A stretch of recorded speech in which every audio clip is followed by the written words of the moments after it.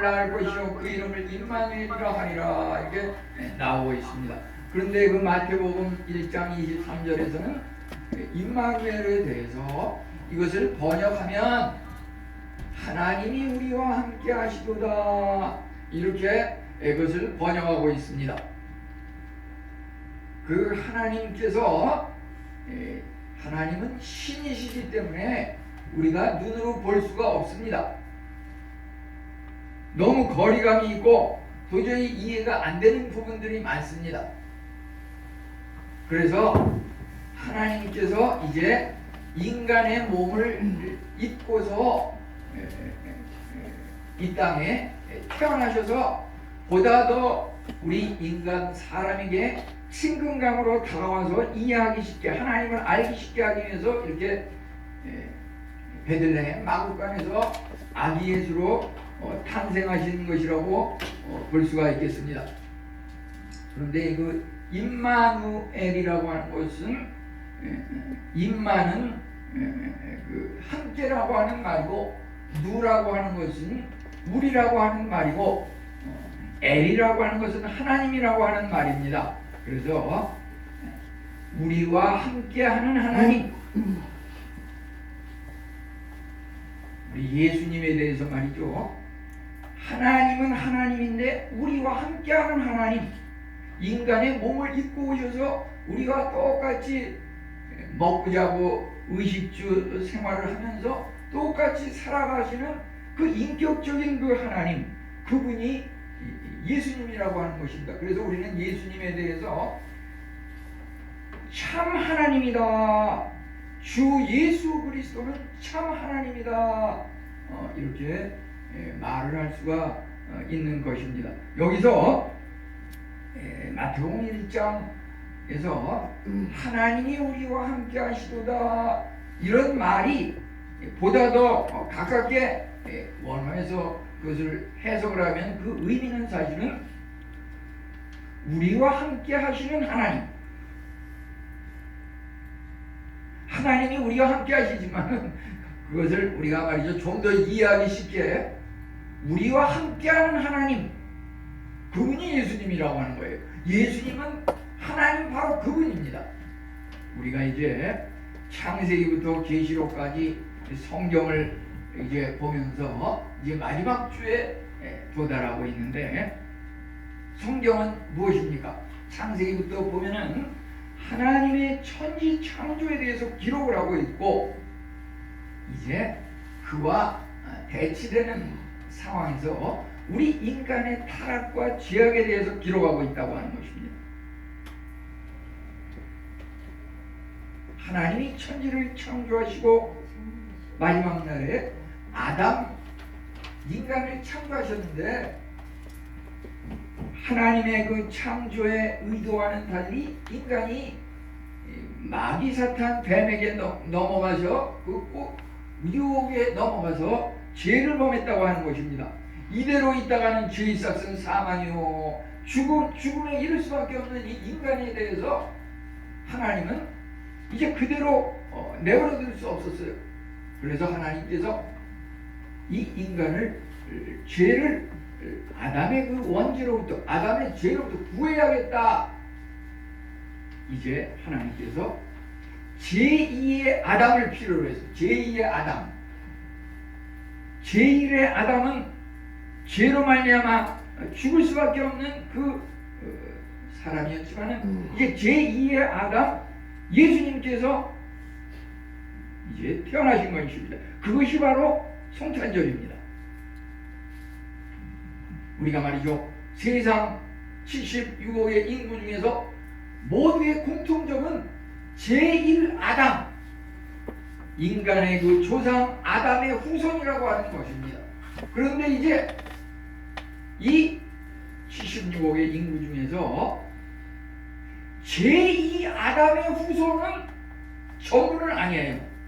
어찌 보면 그 중에서 이제 숫자적으로 말이죠 그 76억 중에서 7억일 수도 있고 5억일 수도 있고 뭐 여러 가지 상상을 할 수가 있는데 제2 아담의 후손으로 태어난 그 사람이 이제 구원을 받을 텐데, 그것은 예수님의 탄생과 함께 새로 태어난 사람입니다. 그것에 대해서 제가 내일 주일 아침에 은혜를 나누려고 합니다. 계시록에 보면은 그거에 대해서 말이죠. 지금 76억 인구인데 계시록에서는 14만 4천 명이라고 그랬어요. 14만 4천 명. 제2 아담의 후손 구원받을 자, 이마에 그 인침을 받은 사람은 14만 4천 명이라고 그랬어요. 그런데 그 14만 4천 명에 대한 해석이 여러 가지로 갈라지고 거기서 막 이단도 나오고 이러는데, 그 14만 4천 명이 도대체 뭘 의미하는 것인지 내일 그것은 주일에 한번 마지막 그 주간을 통해서 한번 은혜를 나눌 텐데요. 오늘 나누고자 하는 이 말씀은 하나님께서 천지를 창조하셨는데 제1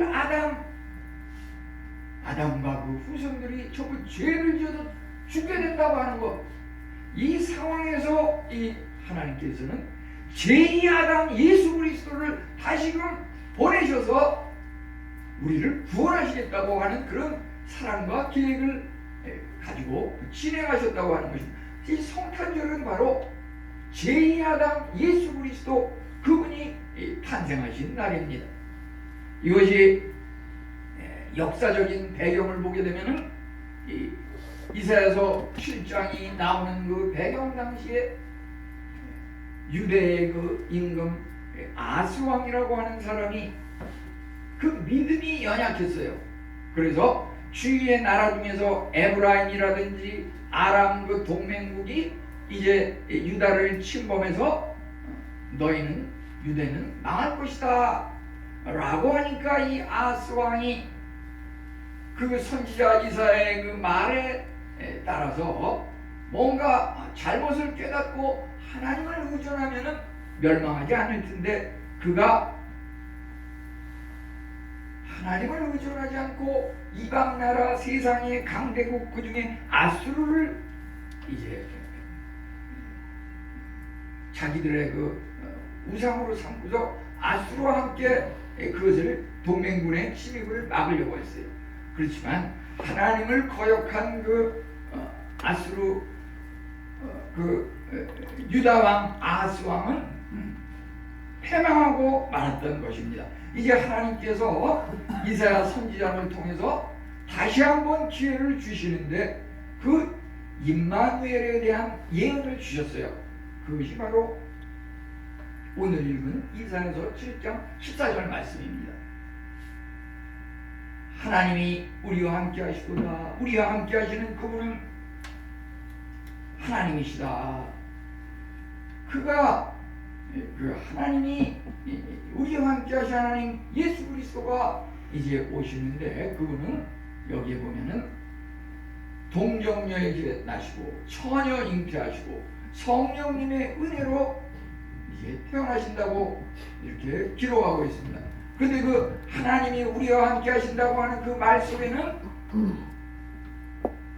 죄로 말미암아 아담의 원죄로 말미암아 죽을 수밖에 죽었던 그 영혼들이 이제 구원을 받게 된다고 하는 메시아에 대한 그 예언이었던 것입니다. 우리는 그 이사야서 7장 14절에 이 임마누엘이라 하리라, 처녀가 잉태하여 아들을 낳으리니 임마누엘이라 하리라. 그는 예수 그리스도 인간의 몸을 입고 오신 하나님이신데, 그것은 최초의 창세기 3장 15절에 보면은 여자의 후손이 그 머리를 칠 것이요, 이것은 마귀 사탄 뱀의 그 머리를 쳐서 머리를 친다고 하는 것은 도저히 복구가 회복이 불가능한 상태로 완전히 멸망시킨다고 하는 말입니다. 창세기에서 여기 나오는 여자의 후손이 뱀 사탄의 머리를 칠 것이라고 하는 이 예언의 말씀은 이제 오늘 읽은 이사야서 7장을 다리 연결고리로 해서 이것이 마태복음 복음서에 와서 예수 그리스도의 탄생으로 이제 나타나고 있는 것입니다. 이 이사야가 예언한 그 말씀대로 그 아하스 왕은 에브라임과 아람 그 군사에 의해서 멸망하였는데 다시금 그에게 임마누엘을 예언하는 그것을 주었는데 그는 그것조차도 그렇게 따르지 않았습니다. 그런데 그 이사야 선지자의 이 예언대로 결국은 아수르의 그 산헤립이라고 하는 그 왕이 아하스 왕의 아들 히스기야 왕이 집권을 할 당시에 아수르의 산헤립이 침범해 와서 그 유다를 다시금 패망시켰던 그 역사를 보게 됩니다. 그것은 불과 2년이 지나서 그러한 것이 일어났고 이제 이사야가 오늘 읽은 7장 14절의 이 예언의 말씀은 700년이 지난 신약 마태복음 시대에 와가지고서 예수님이 그 예언대로 탄생했던 것입니다. 우리는 이제 그 예수님의 그 탄생을 보면서 마귀 사탄의 세력이라고 하는 것은 당장은 성행을 하고 우리가 어려울 때 때로는 그것을 의존을 해서 뭔가 해결해 볼 수 있는 방법을 찾으려고 하고 이렇게 이것저것 사용해 보지만 궁극에 와서는 세상적인 방법이라고 하는 것은 아무 쓸데가 없고 결국은 오직 구원은 믿음으로 말미암는 예수 그리스도 한 분만이 구원의 주 예수 그리스도 우리를 구원하시는 임마누엘의 하나님이라고 하는 것입니다.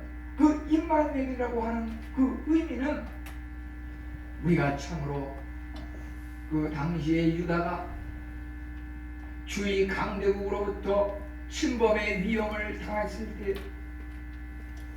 하나님께 의존하면 그것을 물리칠 수 있었는데 세상 방법에 의존함으로 말미암아 멸망을 당하고 힘들어했던 것과 같이 그것이 계속 반복되는데 하나님께서 다시 한번 기회를 주시기 위해서 1 아담이 실패한 그것에 대해서 제2 아담으로서 임마누엘을 다시금 예언했을 때 그걸 신앙과 마지막 기회인 줄 알고 받아들여야 하는데 그것조차 받아들이지 아니하므로 결국은 우리가 의존했던 그 세상의 그 강대한 권력과 그 아수르의 세력 결국은 그가 우리를 멸망시키고 만다고 하는 거예요. 우리가 이 땅에 살면서 어떤 세상적인 권력과 명예와 그러한 것에 의존하면 해결될 것 같지만 결국에 가서는 그것이 우리를 집으로 그것 때문에 멸망하고 만다고 하는 이러한 교훈을 우리는 창세기에 나오는 원시복음 3장 15절 그 말씀이 이제 이사야가 다시 한번 아담에게 기회를 주면서 제2 아담의 필요성을 예언했을 때 그것이 700년이 지나서 복음서 시대에 실제 예수 그리스도의 탄생을 통해서 그것이 증명이 되고 이것은 무엇입니까? 결국은 복음이라고 하는 것은 원시복음에 이어서 그것이 다리의 역할을 해서 구약에서 수많은 선지자들의 예언을 거치는데 이것이 결국에 와서는 예수 그리스도 임마누엘 하나님 그분의 일생과 연관이 된다고 하는 것입니다. 하나님 나라에 관한 소식, 좋은 소식. 거기에는 예수 그리스도의 일생이 무엇입니까? 우리를 위하여 이 땅에 성육신하셔서 인간의 몸을 입고 이 땅에 탄생하심과 그가 고난을 통해서 십자가에 죽으심과 이제 성경대로 삶을 다시고 부활하심과 그가 하늘에 오르심으로 성령이 강림하심과 이제 그가 다시 하나님 우편에 지금 계시지만 분명히 다시 오실 것이라고 하는 그날을 소망하는 이것이 바로 임마누엘 예언이 의미하는 오늘 성탄을 맞이하는 우리 성도님들, 세상 사람은 그 크리스마스가 어떤 나름대로의 즐겁고 좋은 그 명절이고 공휴일이지만 그런 의미 속에서 우리가 깨달을 것은 모든 사람이 똑같이 공유하고 있는 제일 아담의 후손, 우리도 그럴 수밖에 없어요. 그러지만 우리 76억 인구 중에서 정말 수억 중에서 한 명 택해서 제2아담의 후손으로 하나님께서 우리를 택하시고 최종적인 천국 시민으로 구원하시기 위해서 이와 같은 성탄의 은혜를 주셨다고 하는 거예요. 우리가 이 성탄절 임마누엘의 은혜에 대해서 생각하면서 하나님 앞에 감사의 기도를 드리겠습니다. 다 같이 기도드리겠습니다. 하나님